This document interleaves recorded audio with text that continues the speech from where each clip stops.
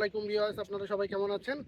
আমি আছি এখন বর্তমানে হার্ডিং ব্রিজের বৈশিষ্ট্য হচ্ছে এটা হচ্ছে রেল যোগাযোগের একটি সুযোগ্য ব্যবস্থা। এটি ঢাকা চট্টগ্রামের সব জায়গাতে এখান থেকে এই ব্রিজ দিয়ে রেল চলাচল করে। এই ব্রিজটি হচ্ছে ইংরেজ আমলের তৈরি ব্রিজ। এখানে আগে মানুষ চলাচল করতো, বর্তমানে এখন মানুষ চলাচল করতেছে না, কারণ ওইদিকে লালন শাহ সেতু হয়েছে। লালন শাহ সেতু দিয়ে মানুষ চলাচল হচ্ছে, এই ব্রিজ দিয়ে মানুষ চলাচল নিষিদ্ধ করা হয়েছে। তো এই ব্রিজের বৈশিষ্ট্য ছিল ইংরেজ আমলের যেরকম ছিল এখনও সেরকম আছে।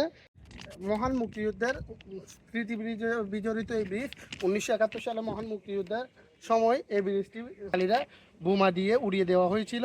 কুষ্টিয়ার পাবনার মধ্যবর্তী অবস্থানে অবস্থান করছে এই সেতুটি। ইংরেজদের হাতে গড়া ব্রিজটি ছিল।